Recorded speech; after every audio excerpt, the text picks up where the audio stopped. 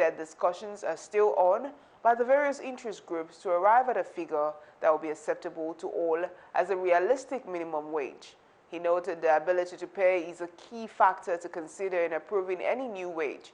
He said the tripartite committee will resume talks on Thursday with a view to reaching a consensus on a new minimum wage for Nigerian workers. Governments have theirs. The state government figure as the last time was 20,000. The federal government had a figure of 24,000, and that was where we all stood. And this negotiation took into account these irreducible offers from the different governments, but we could not arrive at a consensus. Council has approved the construction of a 28.75-kilometer road in Sokoto State.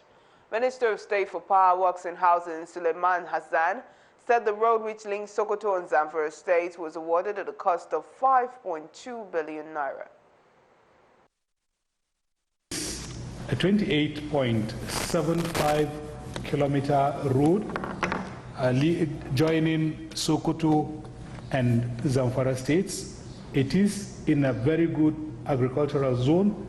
We'll be able to ferry goods, agricultural goods, human traffic between these two states and onto the neighboring countries of Niger and Benin Republic. The road joining Sokoto and Zamfara State, when completed, will enable farmers ferry their agricultural goods between the two states, as well as ease human traffic between the states and neighboring countries of Niger and Benin Republic. The contract was awarded to Messrs. Sky Technical and Construction Company Limited. In the meantime, President Muhammadu Buhari has on Wednesday received 1,042 pages achievement compendium from the Secretary to the Government of the Federation, Boss Mustafa.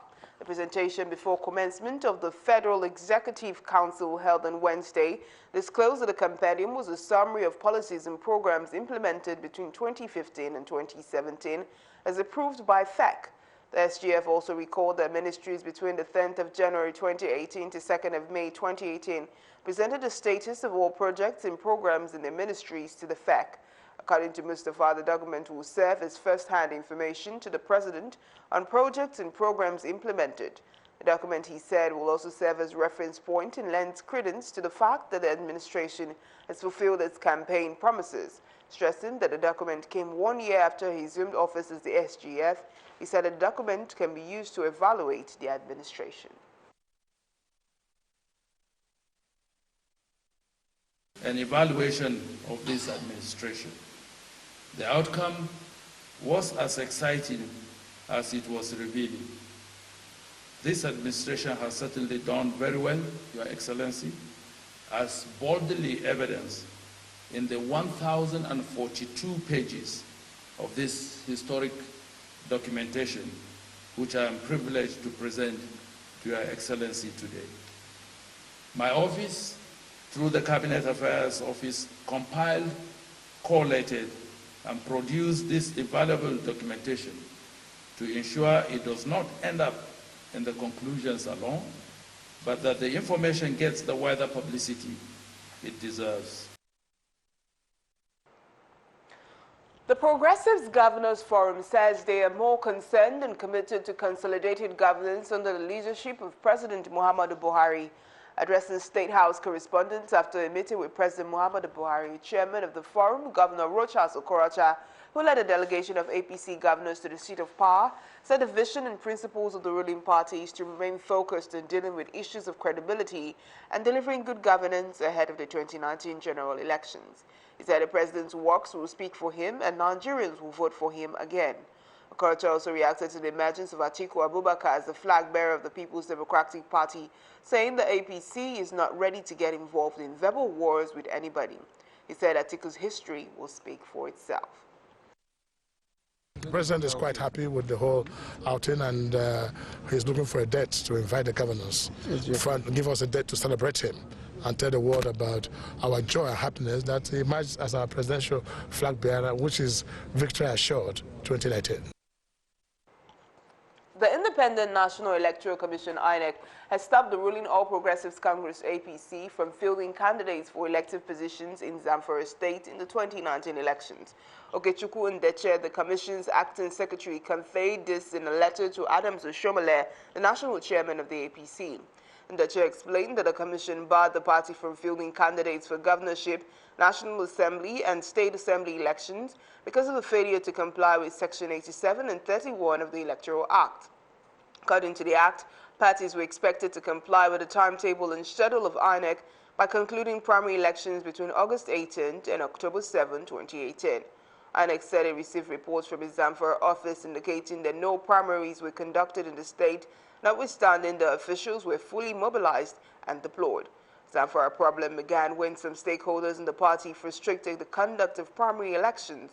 As a move to resolve the crisis, the National Working Committee of the party has dissolved the Zamfara APC Executive Committee led by Lawali Liman.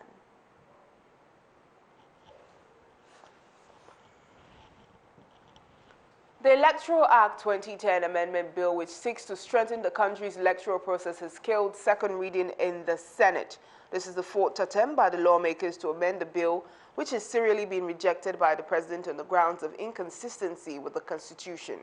Senator Suleiman Nazif, Chairman, Senate Committee on INEC, who presented the committee's report during Wednesday's plenary, said the current amendment will address all controversies raised by President Muhammadu Buhari, which led to his withholding assent thrice. He explained that the Joint Committee came up with additional amendments that will adequately address sequence of elections and make provisions for card readers, as well as empower the National Assembly to legislate for local government councils. Section 91(2), 5 billion naira for presidential elections. Section 91(3), 1 billion naira for governorship. Section 91(4), 100 million for senatorial election. Section 91(4), 70 million for House of Representatives election. Section 91(5), 30 million for State House of Assembly. Section 91(6), 30 million for Chairmanship Area Council. However, some lawmakers still raised objections to some of the provisions in the proposed amendment bill, saying they cannot be implemented. Section 145. Let me just read.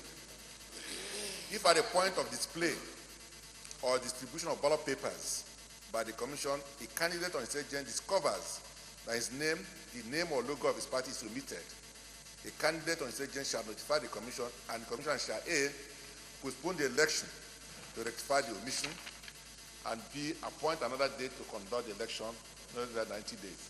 I think this is very, very dangerous.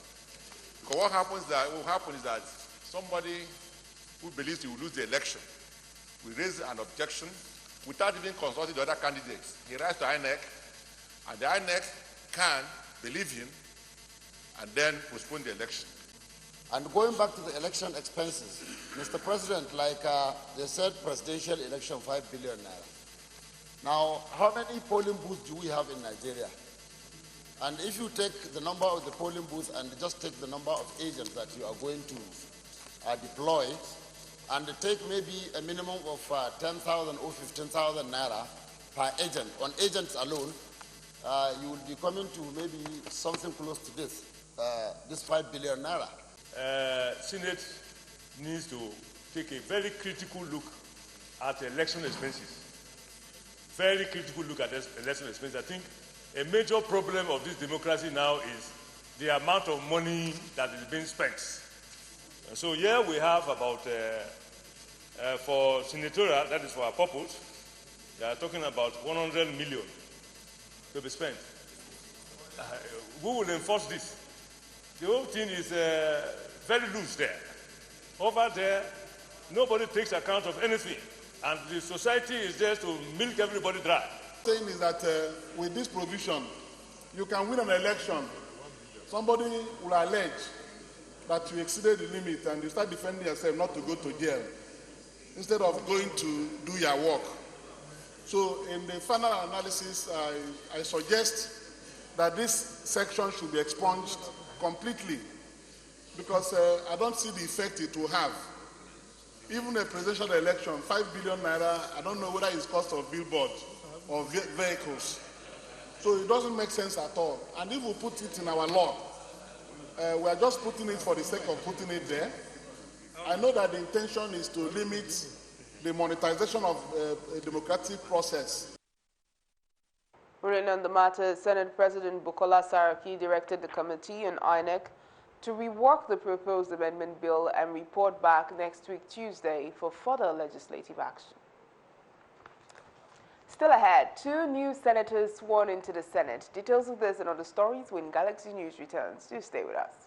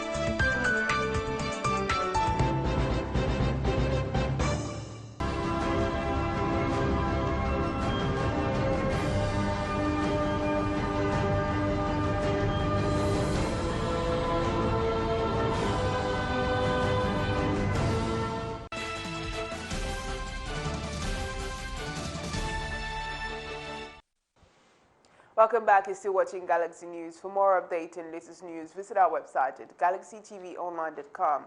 Subscribe to our YouTube channel at youtube.com/GalaxyTV Nigeria. You can follow and interact with us on our Facebook page at facebook.com/GalaxyTV or tweet at us at GalaxyTV. Don't forget to follow and tag us on our Instagram page at official GalaxyTV. Our social media platforms are user-friendly and can always accommodate your live updates and comments. Now, the Senate has called on the Nigerian government to set up an investigative panel to find out the remote and the immediate circumstances that resulted in the disappearance of retired Army Major General Muhammad Alkali and other Nigerians who have been missing. The Senate's call followed a motion by Muhammad Hassan, representing Yobe South, who lamented the disappearance of numerous commuters along the Duradu axis of Plateau State in the past years, especially Bauchi onward bound travelers. He explained that the most recent incident raises some pertinent questions, while acknowledging the thoroughness of the investigation of the Nigerian Army and other security agencies who narrowed their search to the pond. He admonished members of the Senate to call on the federal government to intervene.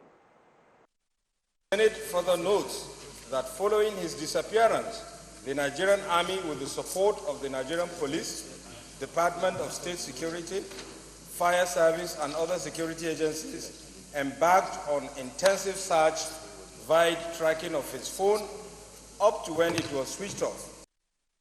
The Senate also resolved to set up an investigative panel to identify and interrogate possible suspects in this dastardly act and ensure that the perpetrators face the full wrath of the law to serve as deterrents to other criminally minded persons in the strongest possible terms. Also, the Senate President Bukola Saraki has administered the oath of office on Lawal Gumal of the APC, Bauchi South, and Ahmed Baba Kaita, APC Katsina North, the newest senators in the country. The swearing-in ceremony took place at the floor of the Red Chamber on Wednesday.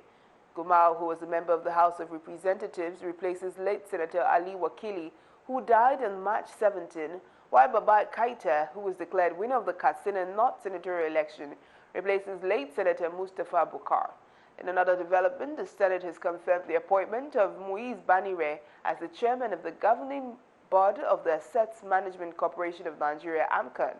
President Muhammadu Buhari had nominated Banire, a former legal advisor of the All Progressives Congress, APC, for appointment as the AMCON boss in July 2018, shortly before the Senate abruptly embarked on their recess. The House of Representatives on Wednesday called for immediate release of Abubakar Lado, a member representing Suleja Gorara Federal Constituency of Niger State. The FSARS detained a lawmaker in the last 3 days over disagreements linked to political party primaries in which he was a contestant. Some of the lawmakers who spoke on the development urged the House to suspend plenary until further notice if the Nigerian police fails to release the detained lawmaker within 24 hours. The House also resolved to summon Ibrahim Idris, the Inspector General of Police, to appear before the House. While leading debate on the motion, Toby Okechukwu from PDP Enugu condemned the unlawful detention of the federal lawmaker during the APC party primaries. On her part, Nnenna Elendu Ngige of the PDP Abia argued that the highest level of corruption is denial of justice, such as that being meted against the federal lawmaker. Honorable Lado is a member of this House. He's a first-time member of this House. And he was the first youth leader of All Progressive Congress. That he will be aspiring to represent his constituency under APC primaries, and the next thing he receives is to be thrown into jail. That is fair, that is evidently fair, and that is professional in its conduct. Mr. Speaker, if we as a parliament sit down and watch a member of this parliament that has laws, the Privileges Act of the National Assembly, that guide the way in which honorable members should be treated, that state very clearly that for you to arrest an honorable member, you should go through the presiding officer, and the police, the chief law officers of this country, decide to flout the laws of this land. She observed that the detention of the 7 lawmaker was in breach of the Constitution and other extant legislations enacted. In his presentation, Osai Nicholas of the PDP Delta noted that the arrest and detention of the lawmaker was in breach of all known laws. The privileges of the honorable members have been breached. It is not only releasing the honorable members, but such issues will also be saddled by the Ethics Committee to look at the application of the legislative privileges and acts on areas of breach of the honorable member's entitlement as an honorable member representing a particular constituency from that federal constituency. He also conversed that the House should sanction Nigerian police when the 2019 budget consideration begins, adding that the action of the police prevented the detained lawmaker from exercising his fundamental human rights of vying for return ticket in the just concluded APC party primary. Majority Leader Femi Gbajabiamila, who also condemned the action of the Nigerian police, noted that the delegation met the Inspector General of Police, adding that the breach of constitutional rights of several lawmakers have been violated by the Nigerian police at various times. Shortly after plenary, Toby Okechukwu spoke in regard to the motion, noting that Lado was detained on the instruction of his state governor. He was able to bring it to the fore and get it back to that state. That is the same person that is now being incarcerated purportedly by the governor and is being stopped from further representation. Nobody has everybody applauded. His emirs, everybody called to thank him for that motion. I cannot remember the details, but I'm sure you are aware, Mr. Speaker.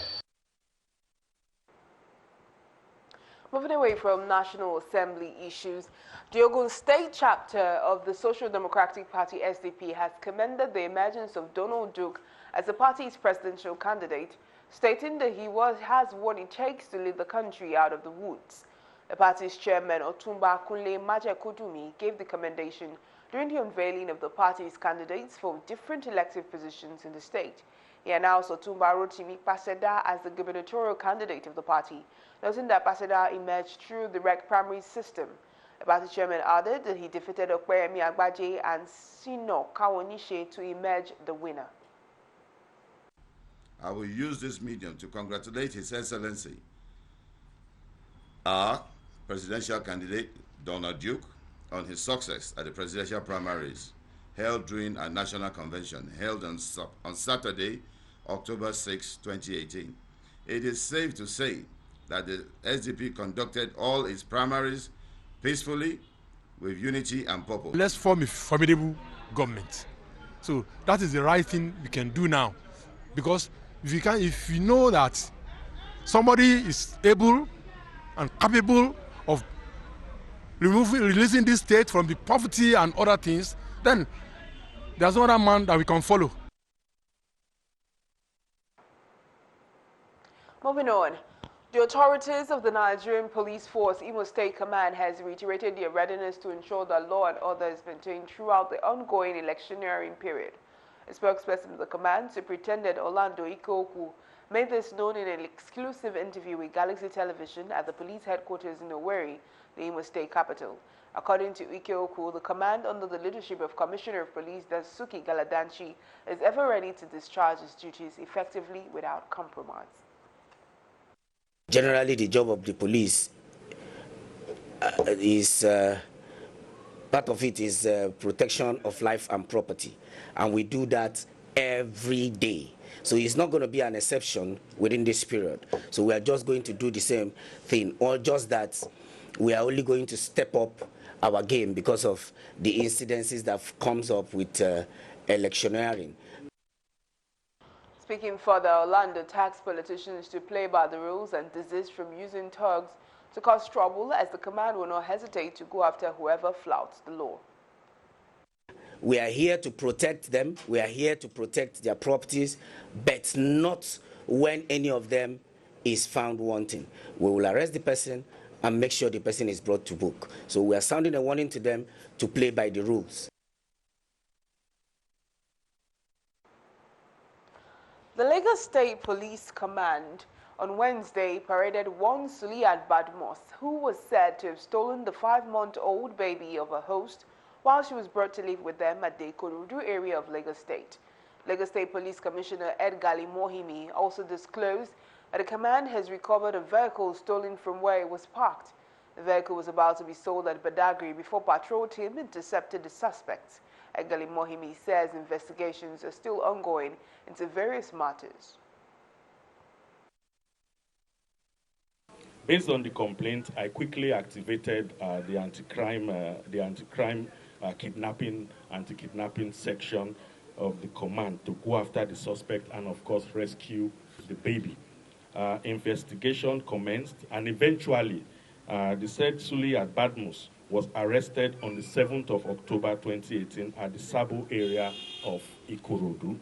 The baby was also rescued from her and has been reunited with her parents. The suspect confessed to the crime, and at the conclusion of investigation, of course, all persons connected with the crime will be charged to court. You're still watching Galaxy News. More stories after the break. Do stay with us.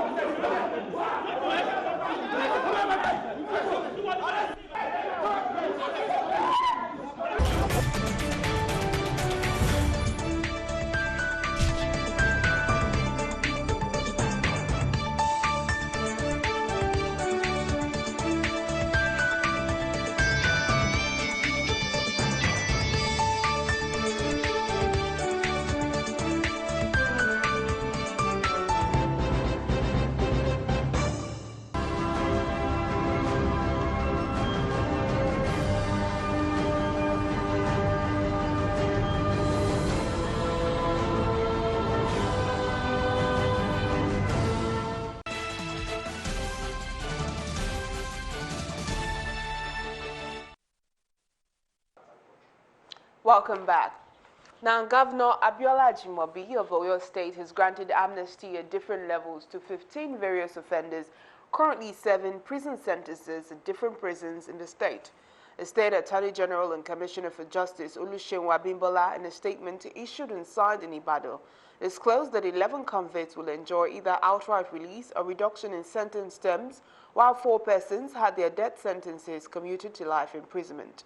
Abimbola explained that the governor, in exercise of his powers under Section 212 of the 1999 Constitution, granted the amnesty on the recommendation of the State Advisory Council on the Prerogative of Mercy, headed by the Attorney General, as part of the events commemorating the celebration of Nigeria's 58th-year independence anniversary. The Attorney General, who appreciated the kind gesture of the Governor in granting the amnesty, expressed hope and expectation that those to be released by reason of the good behavior will turn a new leaf and become good citizens. The Rivers State chapter of the Nigerian Medical Association, NMA, has donated drugs to flood victims at the internally displaced persons camp in Ubiama, Ahauda, local government area of the state. The chairman of NMA in the state, Dr. Obelere Adebiyi, presented the drugs and food items to the officials of the IDP camp on behalf of the association. Adebiyi also sensitized the internally displaced persons on health education in order to avoid outbreak of cholera and other communicable diseases, since prevention is better than cure. Affairs is that we can have outbreak of some diseases, especially waterborne diseases like cholera. So we are actually scared that if these diseases break out, and seeing the conditions the people are living in, that's why we've come to do a medical outreach to at least contain the situation before we have an outbreak. There is no outbreak yet, but to prevent it, we are being proactive, and that is why we are coming here. Together, share ideas to take action in order to make the world a better place and create lasting change in the world.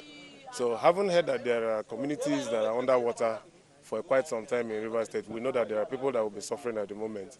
So we thought that we can do something. After receiving the relief materials, some of the victims commended the Medical Association and other partners and promised to use the drugs judiciously for the intended purpose. They also called for dredging of the River Niger so as to save the communities from more disaster. We just suffer now. Federal government no one help us. So we just suffer. I will call state government now. May they come dredge our river. We need proper security for life and property of the life of people living here. 2, we need water, perfect one. We have many people that are sick here.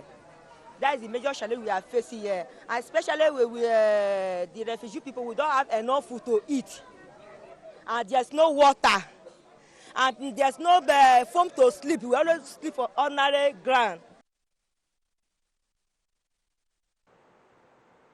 Moving on, the Provost and Medical Director of the Neuropsychiatric Hospital, Ara Abeokuta, Timothy Adebowale, has disclosed that half of mental illnesses in the society begins at age 14. He made this known in Abeokuta at a press conference organized by the hospital as part of activities marking the 2018 World Mental Health Day. The theme of this year's event, Young People and Mental Health in a Changing World.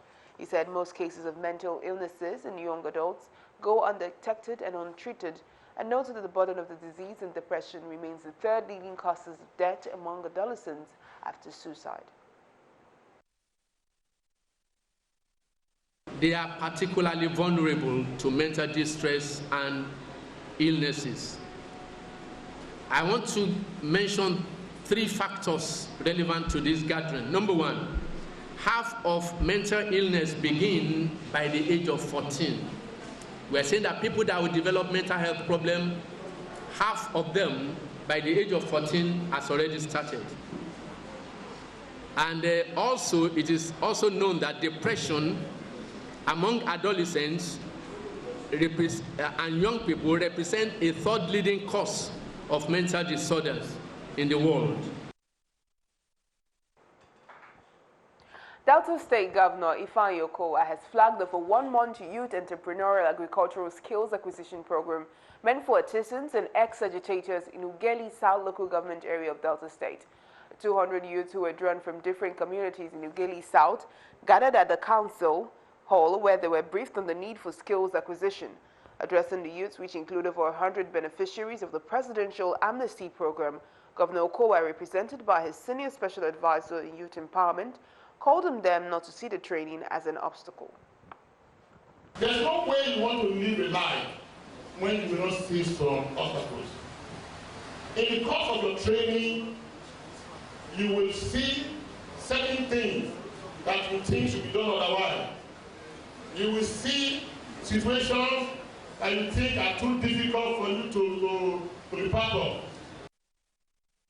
On his part, the council chairman called on the youths to show commitment, just as the beneficiary expressed delight over the gesture. You come to learn, be committed, no fighting, no quarreling. Your only business here is to learn your skill, acquire your skill, go home, set up your business, employ people, you start making money. I want to thank God for the huge success that have so far crowned the Youth Entrepreneurial Agricultural Skill Acquisition Program of Ngige South, simply called YASEP. Meanwhile, the entrepreneurial training, which is expected to last for 1 month before the youths receive starter packs, will be on shoe manufacturing, clothing, baking, and other skills. 2 weeks after Agbaro community in Ugeli North local government area of Delta State was submerged in water, another oil-rich Delta community, Enwe, in Isoko South local government, has been hit by flooding, causing residents to relocate. The rising water level was due to 2 days of heavy downpour, which led to the closure of schools and churches, while farmlands were overtaken by the flood. Galaxy News caught up with a community leader and spoke of the impact of the flood. Also, some market women who could not access their shops, as well as their farmlands, and the community spokesperson spoke on the extent of the damage. This is the same NDDC road. Look at it. That I showed you people, I showed you at the other side. More than 2 feet deep. This is the same road, leaking to the secondary school. Almost a meter deep. Yes, and it's almost a meter deep. This is the road that they constructed. This water now, it don't cover all our house, so we not get any better thing when we do now. Now only hungry, now they kill us, so we want to say, make the government they help us. So you can see that's the abode of the the headmaster of Owen Primary School that have been overtaken by the flood. In fact, we are in a dire need of help from the government. The message to government is for government to come to our aid, because now there is no way. Most of all our cassava farms have been flooded, and no more. I believe that maybe in 2 months' time, hunger will be in the community. Delta State government, through the Commissioner for Information, has promised to send a team to the community. You're still watching Galaxy News. Up next is business. Do stay with us.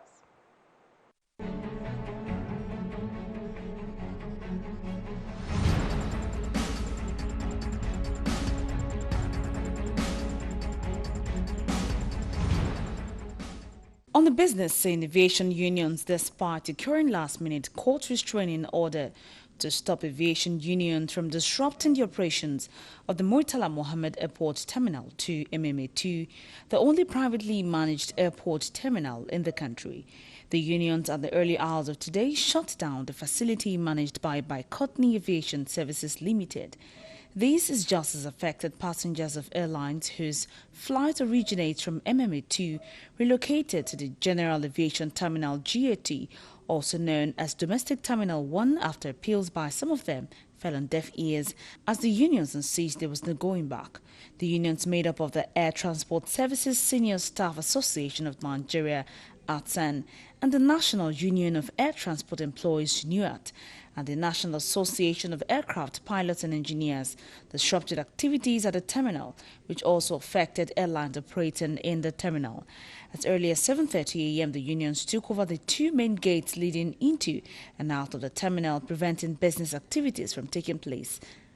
Early bird passengers who were caught unawares were seen moving to the General Aviation Terminal GAT, also known as Terminal 1, managed by the Federal Airport Authority of Nigeria, obviously to make alternative arrangements to get to their various destinations. Engineer Mansour Ahmed has emerged as the 10th president of the Manufacturers Association of Nigeria, MAN. He was elected at the 46th annual general meeting of the association. Engineer Ahmed takes over from Dr. Frank Odemba Jacobs following the expiration of the latter's 4-year tenure, 2014 to 2018. The National Council of Members of MAN at the 46th Annual General Meeting elected Engineer Ahmed to steer the affairs of the association for the next 4 years. Engineer Mansour Ahmed is the Group Executive Director, Government and Strategic Relations and Chief Executive Officer of Dangote Granite Mining Co. Limited. He was also part of the National Economic Management Team that conceptualized, developed and implemented policies and strategies to attract long-term finance for infrastructural development in Nigeria. According to MAN, he has written many articles published and unpublished on a wide range of issues including economic reforms, deregulation in the energy sector, corporate governance and other developmental issues. Still in business, Udoma, the Minister of Budget and National Planning, says the federal government has so far released 460 billion naira from the 2018 budget for capital projects. The minister said this while fielding questions from Nigerian journalists on the sidelines of the ongoing IMF and World Bank Group annual meetings in Bali, Indonesia. Udoma also said that the federal government was waiting for the resumption of the National Assembly, which had gone on recess, to finalize and present its 2018 borrowing plan to support the budget. And finally, oil prices slipped after the IMF lowered its global growth forecast, but markets were supported as Hurricane Michael moved towards Florida, causing the shutdown of nearly 40% of U.S. Gulf of Mexico crude production.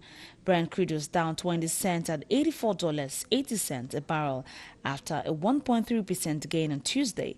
U.S. light crude was down 15 cents at $74.81.